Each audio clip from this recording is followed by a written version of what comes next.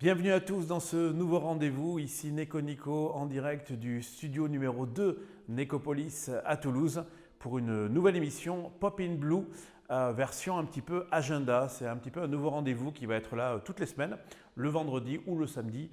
L'idée c'est d'essayer de vous orienter dans cette jungle des plateformes, du cinéma, de tout ce qu'il y a à faire, des concerts aussi qu'il peut y avoir à faire en rapport avec les cultures geeks. Le cinéma, un peu tous les cinémas aussi, etc. Les plateformes, qu'est-ce qu'il y a à voir? Donc aujourd'hui pour la première, je serai tout seul et puis dès la fois d'après, on sera deux à l'écran pour pouvoir vous orienter là-dessus, chacun un peu avec sa spécialité. Donc pour la première de ce podcast, l'idée c'est de vous raconter un petit peu tout ce que j'ai vu ces dernières semaines, un petit peu sur les plateformes, beaucoup au cinéma. Ça va peut-être vous inspirer, c'est des films qui sont souvent encore à l'affiche ou évidemment toujours disponibles sur les plateformes et certains vont arriver aussi très vite en VOD notamment. Donc comme je vous le disais, cet été je suis allé beaucoup au cinéma et j'ai vu plein de films que la plupart de mes potes n'ont pas eu le temps d'aller voir. Certains sont encore à l'affiche, donc je vous donne un petit peu mon ressenti rapide sur plein de films qui sont sortis récemment. Alors au-delà des grands films comme Oppenheimer, Barbie, tout le monde les a soit vus, soit chroniqués, mais il y a d'autres petites pépites qui sont passées au milieu. Par exemple, ce film au milieu de l'été, au mois d'août, qui s'appelle Reality, qui est de Tina Satter, un film américain absolument très intéressant. Alors la plupart des films, moi je vais les voir sans regarder les bandes annonces et celui-là particulièrement, c'était vraiment ça valait le coup parce qu'il se trouve que c'est un film très original dans son concept puisqu'il est fait en temps réel, c'est-à-dire que toute l'action qui est filmée correspond à 2 heures ou 1 heure et demie dans l'action dans une vie. Ils ont repris toute une déposition de police puisqu'il s'agit de l'arrestation d'une jeune femme chez elle aux États-Unis, jeune femme somme toute tout à fait normale et qui a l'air sans histoire. Et on suit cette arrestation en temps réel avec les vrais dialogues de ce qui s'est passé dans la vie. Et là où c'est extrêmement intéressant, c'est que ce n'est pas du tout une anecdote, c'est une histoire vraie, déjà, histoire vraie, et portée par d'excellents acteurs, avec notamment Sydney Sweeney en actrice principale, très sobre dans ce rôle. Et il s'agit de ce que j'appelle moi de la micro-histoire. Pour ceux qui connaissent le principe de la micro-histoire, on part d'une anecdote, on part d'une tranche de vie et en fait petit à petit on remonte vers la grande histoire. Et il se trouve que l'arrestation de cette jeune fille à ce moment-là, cette jeune femme d'ailleurs, plutôt d'une trentaine d'années, 25-30 ans, chez elle aux États-Unis et la façon dont ça s'est passé, c'est ce qu'on nous conte et à la fin on comprend vraiment les enjeux par rapport à des enjeux de société aux États-Unis absolument et politiques absolument énormes. Donc ce film Reality qui est passé complètement à la trappe, qui a eu très peu de spectateurs, je vous conseille Reality. Ensuite, pour la suite, j'ai vu Gran Turismo. Alors là on est plus dans les cultures geeks qui nous correspondent pas mal ici, l'adaptation d'un jeu vidéo, mais en fait c'est même pas l'adaptation d'un jeu vidéo, l'intérêt c'est que c'est là aussi une histoire vraie, c'est une histoire réelle qu'on nous raconte sous forme de film. Le film est de Neil Blomkamp, c'est dur à dire, qu'on connaît notamment pour District 9, très grand réalisateur, sud-africain je crois. Et Gran Turismo, l'intérêt de ce film, c'est qu'on suit le parcours de jeunes qui jouaient beaucoup à Gran Turismo, le jeu, dans la vraie vie et qui ont été sélectionnés petit à petit et qui ont gravi des échelons pour se retrouver à conduire des voitures de Formule 1. Et donc, sachant que c'est une histoire vraie, c'est d'autant plus incroyable, voire même invraisemblable. Et c'est ce qui fait aussi pas mal la force du film. Mais pas que, parce que le film est extrêmement bien réalisé et c'est un film qui va au bout de sa logique. Donc, Gran Turismo, moi j'ai passé un super moment au cinéma, je ne m'attendais pas du tout à ça.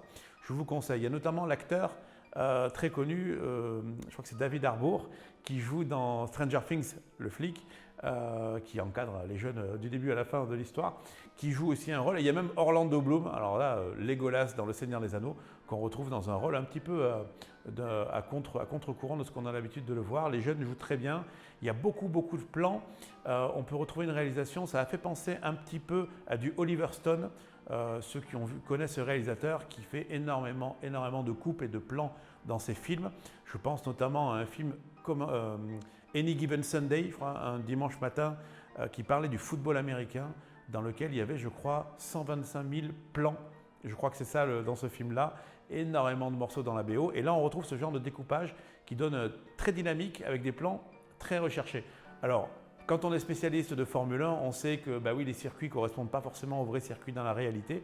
Mais quand on aime le cinéma et qu'on vient pour voir un film et qu'on n'est pas forcément un grand spécialiste comme moi de Formule 1, on peut passer un excellent moment. Donc, je vous conseille, Gran Turismo, si vous ne l'avez pas vu encore, devrait débarquer dans les plateformes de VOD très rapidement. Alors ensuite, j'ai vu les Tortues Ninja, l'adaptation en 3D, en animation, cet été. J'ai été plutôt très déçu, mais en même temps pas si déçu que ça parce que je crois que j'attendais pas grand-chose vu là pour le coup la bande-annonce que j'avais vue au cinéma, je ne pouvais pas passer à côté. Elle passait souvent quand j'allais voir des films au mois de juillet-août. Et donc je suis allé voir, je crois presque day one, dès sa sortie, ce film sur les Tortues Ninja. Évidemment, je suis de la génération 80, on a grandi avec les dessins animés des Tortues Ninja. Beaucoup, c'est fait partie de la culture. Avec notre groupe Nicolette Orchestra, souvent on joue la musique des Tortues Ninja en convention. Donc pour le coup, je connais très bien cet univers et est très familier. Donc il n'y a rien à découvrir de nouveau. Il y a des points positifs dans ce film, c'est-à-dire que dans l'histoire, notamment la façon dont les mutants sont utilisés, de la façon dont il y a même un combat quelque part des mutants pour leur identité. C'est quelque chose qu'on n'a pas vu souvent dans les Tortues Ninja. Par contre, là où j'en veux beaucoup, notamment à beaucoup de critiques qui se croyaient bien sentis là-dessus, ne comparez pas le film des Tortues Ninja qui est sorti cet été avec le chef-d'œuvre du Spider-Verse de Spider-Man parce que ça n'a absolument rien à voir en termes de technique d'animation. On a l'impression que c'est ça, sauf qu'il y a un film qui est absolument très abouti, qui va très loin et qui est à la limite du chef-d'œuvre si on ne veut pas oser franchir le mot. Les deux d'ailleurs, Into the Spider-Verse et Across the Spider-Verse. Par contre, là, non, ça fait plus brouillon. En fait, ça fait plus pas fini en termes d'animation que Spider-Verse, quoi. On est très loin de ce niveau-là et je trouve ça très regrettable qu'il y ait eu des comparaisons entre les films comme ça. Alors évidemment, on a souvent besoin de rapprocher les films. Quand il y a un film d'animation japonais qui sort, les journalistes de Télérama ou autres vont parler de Miyazaki alors que souvent ça n'a absolument rien à voir avec la cinématographie de Ghibli, du studio Ghibli. Là c'est pareil, je trouve que la comparaison était pas bonne. On est loin de ce rafraîchissement de Spider-Verse. Et moi j'ai passé un moment, j'étais là, mais j'ai très vite oublié ce film. Voilà. Je ne sais pas si vous l'avez vu, n'hésitez pas à mettre dans les commentaires à chaque fois aussi ce que vous avez pensé de ces films-là si vous les avez vus, ou est-ce que ça vous donne envie de les voir ou pas du tout, au contraire. En tout cas, il y a eu ce film Tortue Ninja, j'ai pas trop apprécié. Dans les films, on va rester un peu dans la culture, les cultures geeks. J'essaie de passer un petit peu. Voilà. Il y a eu le Pixar de l'année est sorti, Élémentaire. Et là, grosse surprise positive parce que autant c'est pas le plus original en termes de scénario, de beaucoup de choses d'ailleurs, mais moi j'avais vu la bande-annonce et pour le coup la bande-annonce m'avait refroidi. Je pensais, c'est même pas un jeu de mots par rapport au film, mais je pensais pas que ce serait aussi intéressant et même pas que ce serait aussi beau. Et quand je suis allé voir ce film, très tardivement, j'ai attendu plutôt la fin août pour aller le voir au cinéma, j'ai pris une claque visuelle notamment. On se rend compte quand même que Pixar était à un niveau très loin dans ce genre d'animation. Ils sont vraiment loin devant tout ce qui se fait à côté. Et rien que la beauté du film et de la musique aussi m'a fait passer un excellent moment. Ensuite, après, évidemment, pour la découverte du scénario, de l'histoire et de l'intérêt de l'histoire, ça parlera plus aux plus jeunes, mais ça reste quand même un message assez universel. Ce qu'on peut apprécier avec la plupart des films de Pixar, c'est qu'ils s'adressent à tout le monde. On peut avoir la trentaine, la quarantaine, être un enfant et y voir des choses différentes. Et c'est ce qui fait la beauté de ces films. Donc moi, j'ai beaucoup aimé Élémentaire. Je vous conseille ce Pixar si vous ne l'avez pas vu. D'autant plus que dans les derniers Pixar, j'avais moyennement apprécié Soul. J'ai toujours l'habitude de dire, si vous voulez avoir un petit repère de comparaison, mon top 5 des films Pixar, c'est Ratatouille, c'est Vice Versa, c'est Wall-E je crois, ou Nemo, je ne sais plus. Ah, je l'ai là. Ratatouille, Vice Versa en 1, j'ai mis Ratatouille, la saga Toy Story, Wall-E et Nemo, Élémentaire, du coup je le mets en numéro 5 et en numéro 6 je mets même pas très loin Rebelle. Voilà les films qui m'ont marqué sur Pixar. Donc si vous avez à peu près les mêmes goûts en Pixar, celui-là devrait quand même vous plaire. Voilà pour ce que je pouvais dire sur Élémentaire, réalisé par Peterson. Dans les films, toujours dans la culture geek, et après on va aller voir un peu d'autres types de films. Alors, culture geek ou pas, il y a Hypnotique qui est sorti de Robert Rodriguez. Alors, Robert Rodriguez, excellent réalisateur, c'est le pote de Tarantino, ils ont fait énormément de choses ensemble.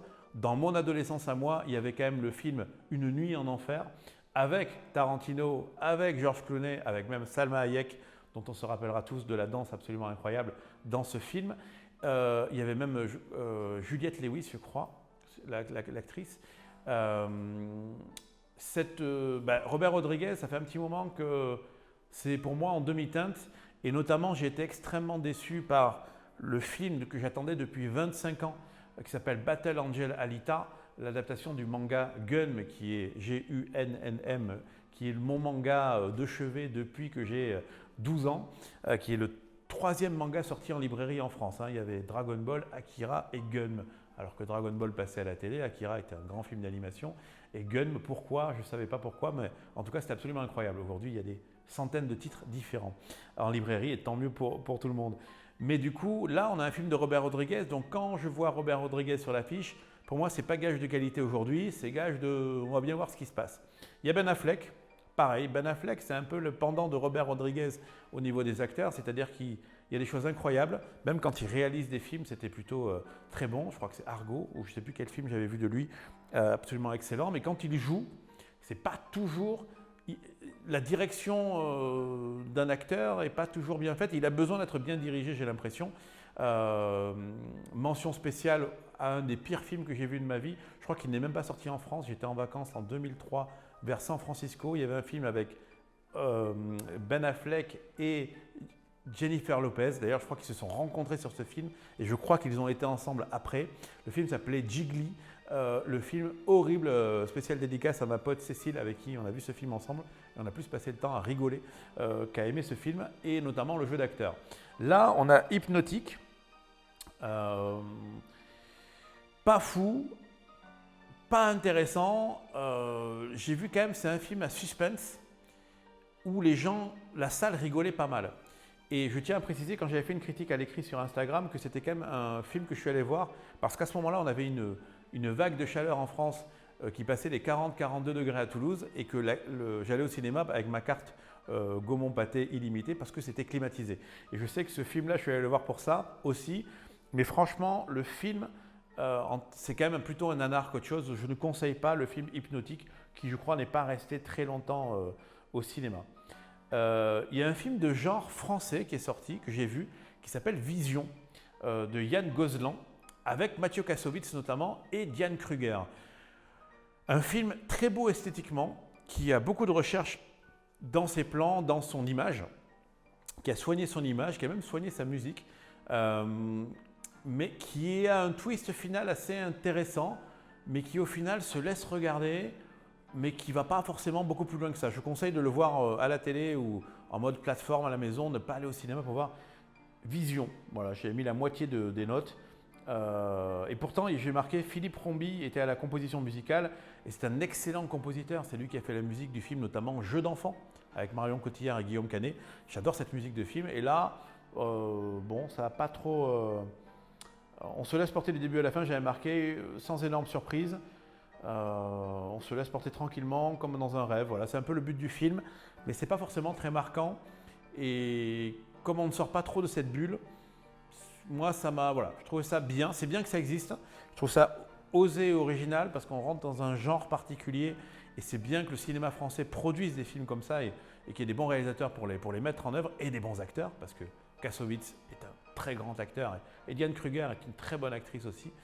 Je n'ai pas le nom de la troisième actrice mais, qui joue. Mais en tout cas, l'expérience est sympathique mais ça s'oublie plutôt assez vite. On a quand même un Michel Gondry qui est sorti cette année, là en septembre, le livre des solutions. C'est très geek, d'ailleurs je ne savais pas que c'était autobiographique, intéressant que ce soit autobiographique.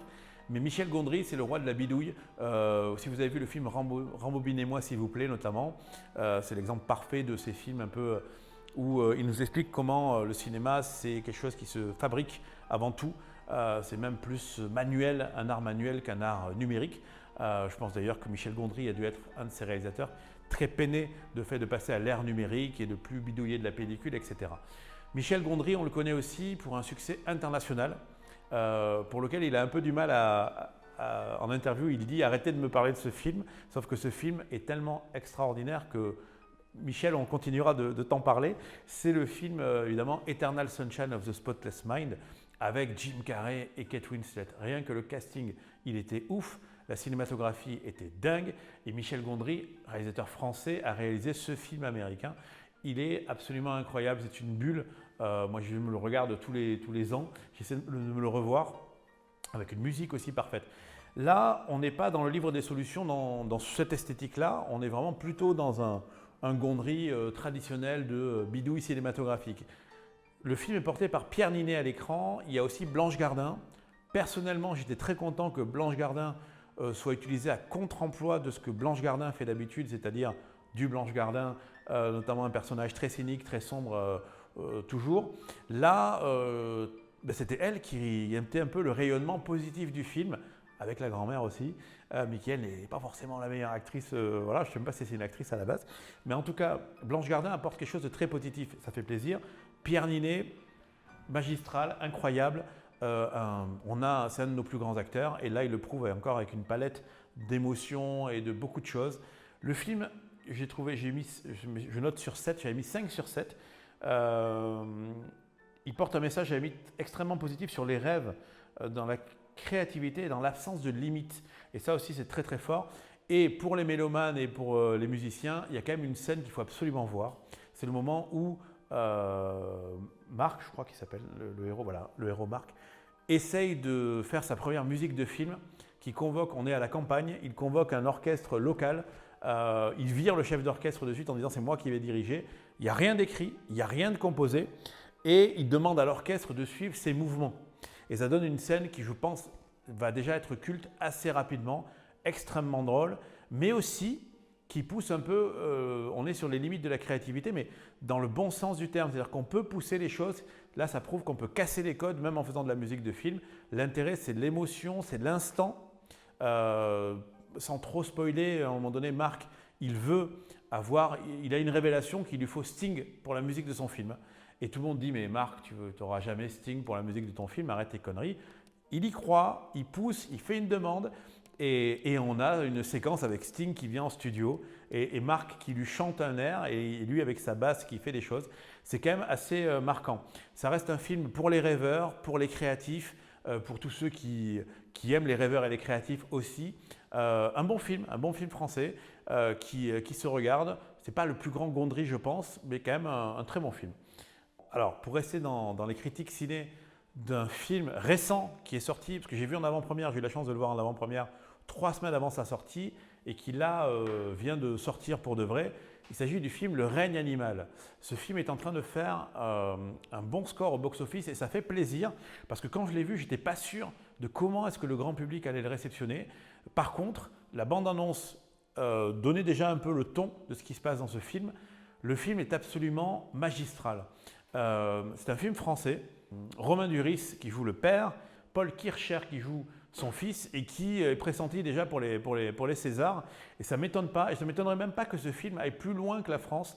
Je ne sais pas s'il sera sélectionné peut-être pour les Oscars ou quoi en mode film étranger, mais il y a vraiment quelque chose de très poussé, de très intelligent et de très intéressant dans ce film.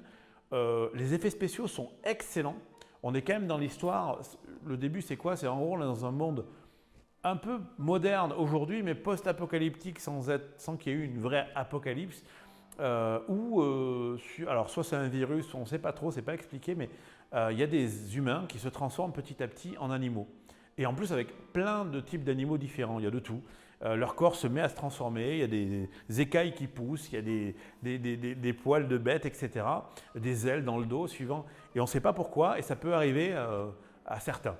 Et du coup, partant de ce postulat-là, dès le début, on sait que la mère du héros, du coup, et donc la femme du personnage interprété par Romain Duris, est atteinte gravement de ça, est en train de se transformer, mais on ne le voit pas trop. Et ensuite, il l'amène à la campagne, en gros, et puis elle s'enfuit dans la forêt. Alors, j'en dirai pas plus. Le règne animal, c'est vraiment un film à voir. Et je pense pour le coup à voir vraiment au cinéma parce que l'expérience, elle est grandiose. La musique, elle va loin. Je trouve que la musique est vraiment très bien senti, très bien composé. Le jeu d'acteur est très très bon. Alors, Romain Duris, ça reste toujours entre deux. Romain Duris, on a soit j'ai l'impression que quand il exprime des émotions fortes, il est extraordinaire. Par contre, quand il parle normalement, des fois on a l'impression qu'il ne sait pas jouer. C'est assez étonnant. Ça reste quand même un très bon acteur dans l'ensemble. Par contre, celui qui joue le fils, Paul Kircher, cet acteur, il vole la vedette très vite à Romain Duris et c'est lui qui tient tout le film quelque part. Les seconds rôles sont bons, tout est bien filmé, tout est intéressant. Vraiment, je vous conseille, mais vraiment vivement, qui est encore à l'affiche, qui est en train de faire son bonhomme de chemin, Le règne animal. Voilà, si vous ne l'avez pas vu, je vous conseille absolument ce film. Et je reviens rapidement sur le film d'avant, sur Le règne animal, juste pour une mention sur l'humour, parce que dans Le règne animal, il y a un humour extrêmement intelligent. On rigole de bon cœur à des choses écrites avec une finesse extrême. Et il y a du 4e degré dans les blagues que se font les personnages pendant Le règne animal. Et c'est d'autant plus important et marquant que c'est un film sombre, qui peut être dur, qui peut être violent à des moments donnés. Et justement, l'humour peut désamorcer, mais il désamorce, mais de manière très intelligente. Il a été extrêmement bien pensé. Je revenais juste là-dessus pour parler de ça dans Le règne animal. Voilà. Ensuite, dans les films, rapidement, qui ne sont pas des films de culture geek, très gros coup de cœur pour le dernier Quentin Dupieux. Quentin Dupieux qui était quand même Monsieur Oiseau, qui était un DJ aussi et compositeur. Le film Yannick de Quentin Dupieux, pour moi c'est mon Dupieux préféré. J'en ai vu du coup 3. Pour l'instant je n'ai pas tout vu, mais je trouve ça absolument incroyable avec cet acteur Raphaël Quénard qui devient pareil, qui devient un de nos plus grands, qui est une ascension absolument fulgurante dans le monde du cinéma. Et même sur les plateformes, on voit dans certains programmes dont je parlerai tout à l'heure. Mais Yannick de Quentin Dupieux, juste ne regardez pas la bande-annonce, allez juste voir ce film. Il dure 1h07, il n'y a pas besoin qu'il dure plus. Et moi j'y suis allé un peu à contre-cœur parce que je ne savais pas trop à quoi je m'attendais. J'ai passé un moment excellent, je l'ai vu 2 fois déjà au cinéma. Yannick de Quentin Dupieux, moment absolument incroyable. Ensuite dans les films à éviter, j'ai vu un film qui s'appelle Super Bourré. Alors je vous dis à éviter, mais je pense qu'il est déjà plus à l'affiche. Un film produit en Occitanie, chez nous. Je n'ai pas compris l'intérêt de ce film Super Bourré. Je l'ai vu en avant-première. Il y avait l'équipe du film qui était là. Ça sent pas très bon, je trouve, dans ce que ça véhicule globalement. Super Bourré, avec des jeunes à la campagne. Apparemment chez nous dans le Gers, je n'ai pas reconnu le Gers, mais c'était bien filmé ici. Ils s'ennuient, ils boivent, ils vont fabriquer de l'alcool et ils la vendent et ça boit et il n'y a aucune morale. Et je ne sais pas trop, moi ça m'a un peu gêné et il y a 2-3 trucs qui sont rigolos. Mais globalement, Super Bourré, pas forcément à voir au cinéma en tout cas, mais à voir entre potes, pourquoi pas. Il y a eu la Palme d'Or qui est sortie, Anatomie d'une chute, que j'ai trouvé sympathique, mais pas au niveau d'une Palme d'Or. J'ai pas compris ça. Quand je l'ai vu, je m'attendais du coup, peut-être un peu plus du coup, parce que Palme d'Or.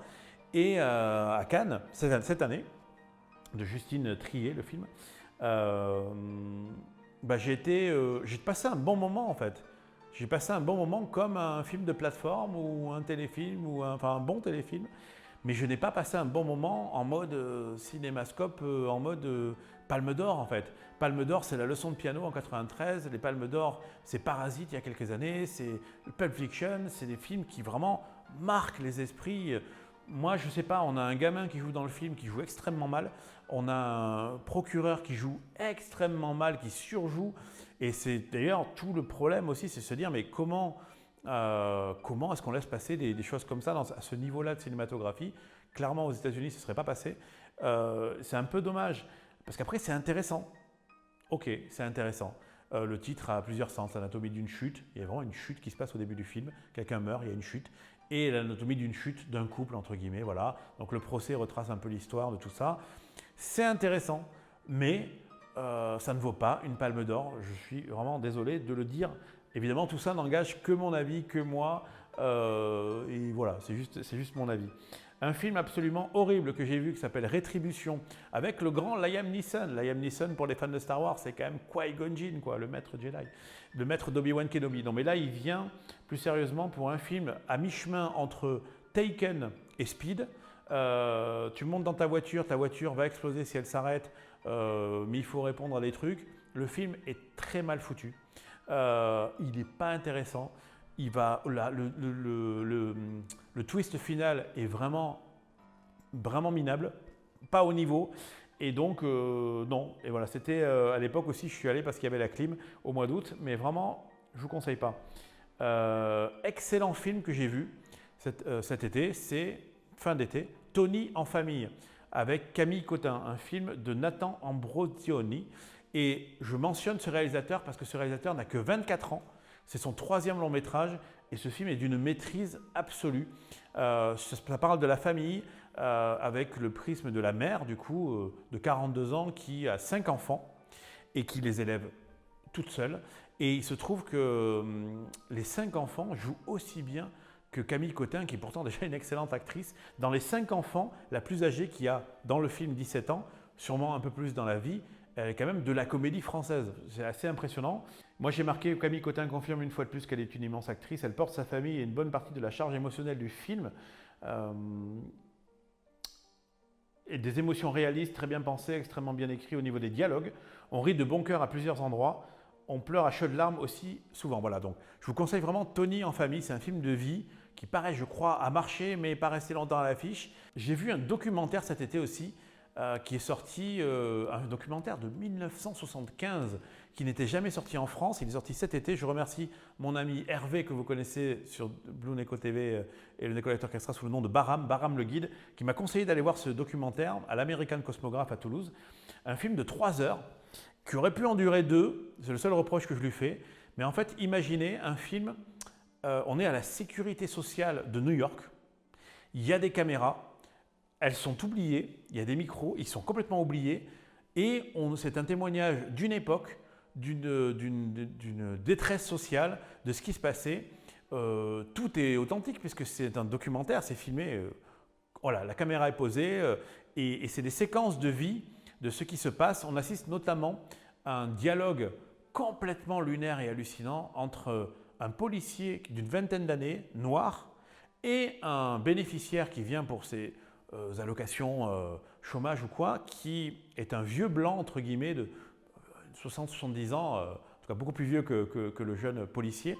Et il y a un dialogue qui s'amorce entre eux pendant que le premier attend de son passage, où le racisme décomplexé de l'Amérique blanche de 1975 se heurte à un type complètement érudit, intelligent et fin dans son propos, qui essaie de discuter quand même avec lui alors qu'il a la représentation du Ku Klux Klan devant lui et lui il est jeune, noir, et on assiste à un truc qui dure peut-être 20 minutes ce dialogue, mais c'est authentique, c'est pas écrit. C'est une caméra qui est posée là, qui a été oubliée, c'est des micros bien pensés. On a l'impression même qu'il y a des micro-cravates sur tous les gens. Je ne sais pas comment ils ont fait ça. Et ce documentaire a été commandé par l'assistance sociale, la sécurité sociale. Et c'est Frédéric Weisman qui l'a fait. Et c'est très édifiant. Ça vaut le coup. Après, le problème, c'est qu'il y a des bons passages au début, au milieu, à la fin. Il y a des choses un peu longues entre les deux. Et ça aurait mérité un director's cut peut-être de 2 heures si le directeur était d'accord, mais pour vraiment un remontage qui permet d'avoir un truc vraiment totalement efficace et très puissant. Welfare, ça s'appelle, un documentaire dans des salles plutôt d'art et essai.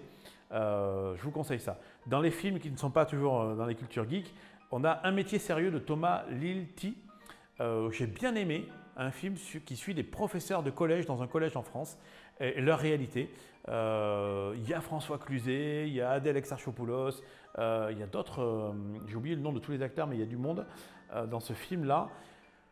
C'est réaliste, c'est vivant, il y a Louise Bourgoin qui joue très bien dans ce film aussi, une prof un peu en dépression, dépassée par les événements, chez elle, par son fils qui quelque part presque la maltraite, et au collège.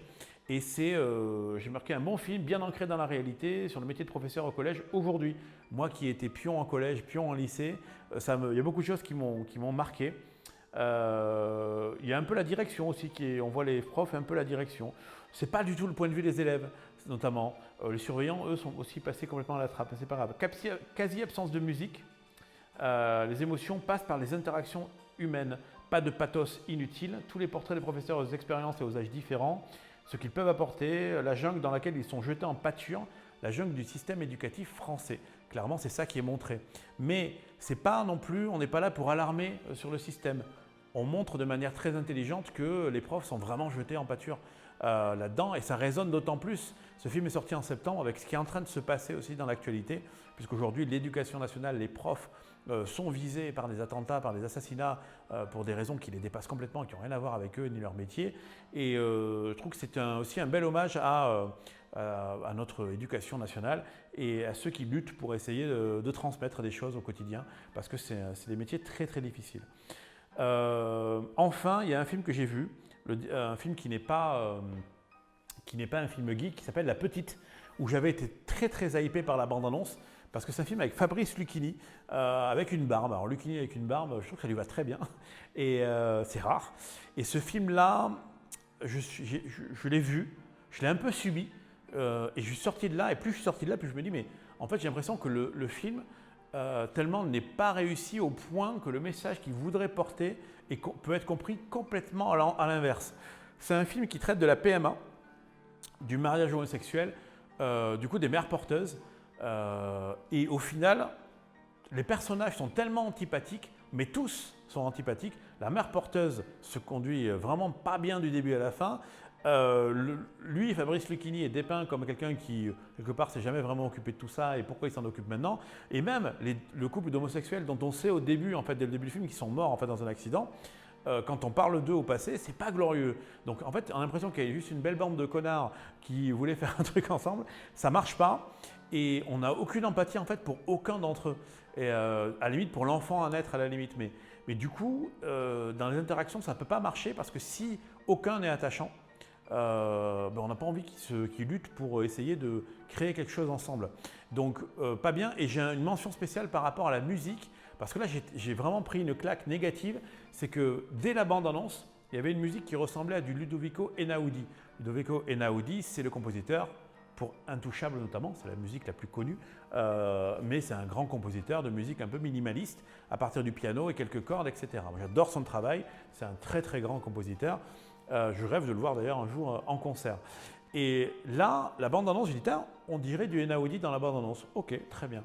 Le film, pendant tout le film, je me suis dit, mais on dirait vraiment du Ludovico Einaudi, du début à la fin du film, mais du sous-Ludovico Einaudi. On dirait que le piano n'est même pas forcément très bien mixé et qu'il n'y a pas de cordes, il n'y a que du piano. Ok, j'adore le piano, ce n'est pas un problème, mais ce n'est pas au niveau de ce qu'on connaît du compositeur. Et je me suis dit, ils ont pris un compositeur pour lui demander de faire du Einaudi. À ce moment-là, le gars, le pauvre, il fait une commande. Sauf qu'à la fin, je suis resté dans le générique de fin exprès pour voir ça. Et j'étais très très triste d'apprendre que c'était bien Ludovico Einaudi qui avait fait la musique de ce film. Donc là, ça prouve bien qu'on a beau mettre des ingrédients qui ont marché ailleurs dans le cinéma, ça ne veut pas dire qu'ils vont marcher ici. Tu mets le compositeur d'Intouchable, tu n'auras pas la sensibilité d'Intouchable non plus. Donc un film à éviter, pour moi, c'était donc La Petite. J'ai oublié le nom je vais vous dire le nom du réalisateur rapidement. La Petite avec Fabrice Lucchini, que j'adore par ailleurs, La Petite de Guillaume Niclou. Voilà pour toutes les sorties cinéma. Une dernière quand même très importante, il y a eu le film, je n'avais pas fait une chronique à l'écrit, donc je vais le faire à l'oral. Un film que j'attendais beaucoup quand j'en ai entendu parler, qui est sorti, The Creator. Un film de science-fiction qui est sorti il y a 3 semaines, un mois. Et pareil, je suis très mitigé sur ce film parce que je trouve que les images sont d'excellente qualité. Les effets spéciaux sont très très réussis. J'ai aimé la fin, par exemple, mais j'ai aimé la petite qui joue très bien, l'enfant qui joue. Par contre, globalement, c'est là qu'on se rend compte de la limite de ce genre de production. C'est que, vu l'ambition du film, il manquait, comment on appelle ça dans la musique, une tête d'affiche dans le line-up. Il manquait une star en fait devant. Or, soit une star, soit un acteur en émergence pour jouer le rôle principal, dont l'aura peut devenir celle d'une star très rapidement. Là, c'est le fils de Denzel Washington qui joue le rôle principal. Je suis désolé de le dire, mais il n'a pas encore l'aura de son père, quoi. Et c'est dommage parce que comme il est censé porter l'histoire, on est censé le suivre et en fait, on ne le suit pas longtemps. On se perd très vite et on n'a plus envie de le suivre en fait. Et il y a beaucoup d'incohérences dans le scénario, mais c'est dommage parce que c'était un beau projet et surtout, moi j'étais très hypé parce que c'est le réalisateur, c'est Gareth Edwards qui l'a fait et c'est le réalisateur de Rogue One, le meilleur film Star Wars jusqu'à présent. Et donc on attendait tous quelque chose par rapport à ça, nous les fans de Star Wars. Et au final, il a essayé de faire un truc, mais pour moi, ça ne va pas au bout. C'est pas vraiment, voilà, ça m'a pas beaucoup marqué. Voilà ce que je voulais dire par rapport aux sorties cinéma, tout ce que j'ai vu, tout ce qui m'a marqué ces derniers mois, depuis Oppenheimer, Barbie, qui sont de très bons films. Moi, j'ai moins été marqué par Oppenheimer. Je trouvais que c'était un petit peu long et j'ai eu du mal à me rentrer dans le truc. Mais je reconnais quand même la qualité, évidemment, Christopher Nolan. Le seul reproche, le plus gros reproche que je peux faire à Oppenheimer, c'est d'avoir pris le compositeur Ludwig Göransson et de ne pas lui avoir demandé de faire du Ludwig Göransson, mais de lui avoir demandé de faire du Hans Zimmer, parce que Hans Zimmer n'était apparemment pas disponible, sûrement en train de travailler sur Dune 2, qui va bientôt sortir, un peu repoussé mais qui va sortir. Et Ludwig Göransson, tu lui demandes de faire du Hans Zimmer, bah, ça fait du sous Hans Zimmer en fait, et c'est très dommage. Et voilà, Oppenheimer, moi j'attendais plus que ça, un peu dommage. Barbie, excellent film, voilà, c'est peut-être un des films de l'été. J'ai passé un excellent moment, je ne savais pas à quoi m'attendre, mais je trouve que c'était très très bien porté. Voilà sur le cinéma, ce qu'on pouvait dire. Je fais un petit point du coup plateforme, qui sera le domaine de Yasmine dès la semaine prochaine. Mais moi, je n'ai pas vu grand-chose sur les plateformes, mais j'ai vu un truc quand même qui m'a surpris positivement. Une comédie fera pas rire tout le monde, mais moi, j'ai vraiment explosé de rire devant. C'est le film Sentinelle. Et on parlait tout à l'heure sur la plateforme Amazon Prime. J'y suis allé vraiment à reculons parce que j'avais vu la promo un peu hasardeuse avec Jonathan Cohen et sa coupe mulet qui vient chanter sur des plateaux télé une chanson pas très bien sentie. Mais j'ai vu le film et j'ai vraiment passé un excellent moment parce que le rôle numéro 2 du film, c'est Raphaël Quénard, celui qui joue dans Yannick, qui est en train vraiment qu'on voit partout actuellement. Et cette comédie, elle est plutôt bien écrite. J'ai l'impression que c'est un peu le meilleur de Jonathan Cohen qu'on puisse voir. Pas toujours bien exploité, mais là, c'est un peu le prime d'un Jonathan Cohen depuis Serge Le Mito, depuis La Flamme. Pas le flambeau, je trouve un peu too much, mais La Flamme. Et je trouve que là, on retrouve du grand Jonathan Cohen. Donc si vous avez aimé un peu ses premiers rôles ou ses premières scènes comiques dans ce genre de programme, n'hésitez pas à regarder Sentinelle sur Amazon Prime. Sur les plateformes, je ne suis pas assez au fait parce que là, pour le coup, ce n'est pas mon domaine. Donc, je pense que dès la semaine prochaine, on axera un peu plus sur tout ce qui se passe sur les plateformes. Netflix, les séries à voir et aussi, on essaiera de faire en sorte, là, c'est un premier test aujourd'hui, de voir un peu, de vous conseiller, si vous arrivez d'un coup, si vous vous abonnez à Netflix, quelles sont un peu les choses à voir, des documentaires. Moi, je pourrais en citer 2-3 rapidement, mais si vous aimez les histoires un peu… à sensation, les documentaires à sensation en rapport avec des épopées judiciaires, je vous conseille Making a Murderer en 2 saisons qui est absolument hallucinant sur Netflix, ou Don't Fuck with Cats. Pareil, c'est des documentaires qui sont très très bien réalisés. Seul Netflix sait faire ça.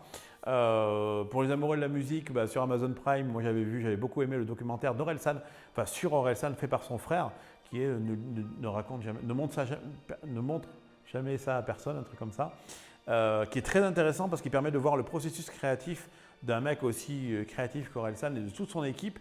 Et ça rassure beaucoup sur la créativité quand on se rend compte de tous les moments de galère, tous les moments de son pas très bien composés, etc. Donc voilà, moi j'irai pas beaucoup plus loin sur les plateformes. En tout cas sur Netflix et sur Amazon Prime, ce ne sera pas mon domaine.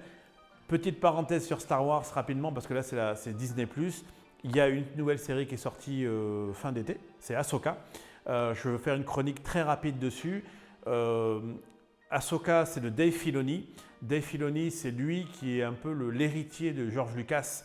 Il a été connu parce que c'est lui qui a fait la série animée Avatar, le dernier maître de l'air, une série américaine de très grande qualité. Et il a rencontré George Lucas dans son ranch. Ils ont parlé Star Wars. Limite, il s'y connaissait plus que George Lucas en Star Wars, donc grand passionné.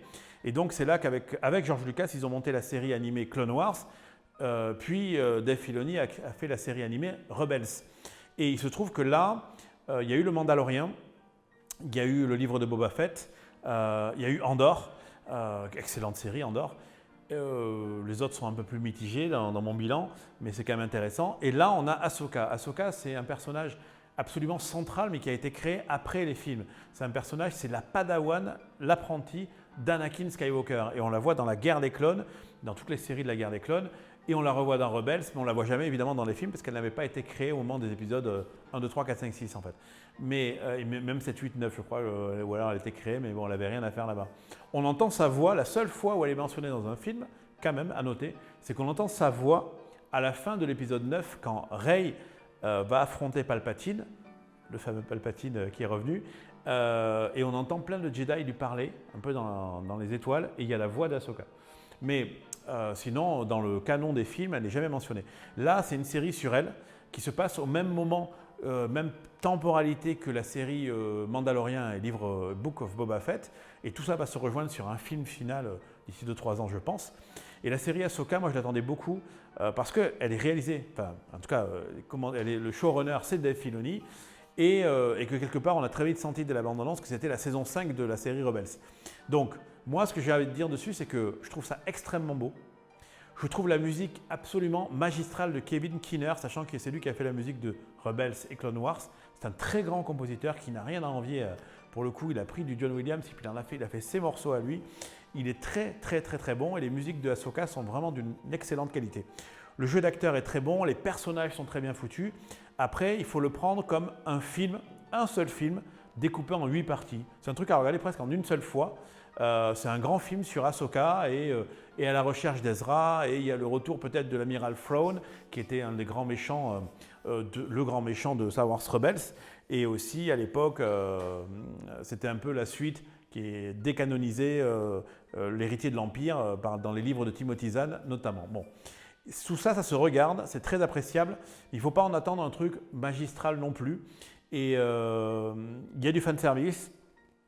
Mais en tout cas, moi j'ai passé à chaque fois un excellent moment et les 8 épisodes se regardent très bien. Après, là je suis passé un peu à autre chose. Je pense que ce n'est pas pour l'instant la meilleure série Star Wars. Malgré tout, ça reste quand même Andor la meilleure série Star Wars, à mes yeux. En tout cas en live action, hein, parce qu'après les séries animées sont quand même d'excellente qualité comme Rebels ou Clone Wars. Voilà ce que je voulais dire sur Ahsoka. Maintenant sur Star Wars, il y a d'autres chroniques à faire, il y a plein de choses à raconter. Il y a d'autres séries qui vont débarquer. Mais pour l'instant, c'était quand même de bonne qualité. Ça sait où ça va, ça sait ce que ça raconte. Et ça n'embarquera pas tout le monde à Ahsoka, mais voilà, Rosario Dawson, qui incarne parfaitement le personnage, ça suffit pour regarder, pour sa performance. Voilà ce que je voulais dire aujourd'hui.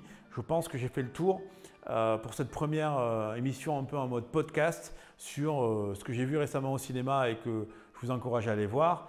Je finirai juste sur les films que j'aimerais aller voir qui vont sortir bientôt. Il y a notamment un film qui vient de sortir il y a 2 jours que je vais aller voir ce soir, qui est le dernier film de Toledano et Nakache, ceux qui ont fait Intouchable justement, qui s'appelle Une année difficile, avec Jonathan Cohen, avec Pipio Marmaille et une actrice dont je n'ai pas le nom là de suite, et qui parle d'écologie, qui parle de beaucoup de choses, d'endettement, d'écologie. Je sens que ça va être une fable sociale qui a l'air de bien partir. Il me tarde de voir ça. J'ai vu Bernadette, le film sur Bernadette Chirac, je n'en dirai pas plus. C'est un téléfilm sympathique, mais pas plus que ça. Et d'ailleurs, nous faire passer Bernadette Chirac comme une icône féministe, je trouve que c'est allé un petit peu trop loin. J'y crois pas du tout. Par contre, dans les prochains films à venir, je n'ai pas repéré grand-chose là de suite. Il faudrait que je me penche là-dessus, mais en tout cas, je sais que très vite, il y a celui-là à voir. Je ne suis pas sûr. Évidemment, Dune 2 est très attendu. Il a été repoussé. Je ne sais pas sur les grandes sorties de fin d'année quels sont les grands films attendus. Mais en tout cas, on va se pencher là-dessus. On en parlera dès la semaine prochaine. On fera un peu un agenda de tout ce qui arrive. Et la semaine prochaine aussi, on parlera de tous les grands événements geeks qui arrivent parce que le mois de novembre est très fourni en événements geeks. On parlera un peu le contenu de ce qui se passe à Nantes à Art2Play, de ce qui va se passer je crois à Marseille au Parc Chano pour l'événement Hero Festival, le Toulouse Game Show qui arrive, que des grands événements. Et il y a Paris Manga aussi fin octobre là, la semaine prochaine.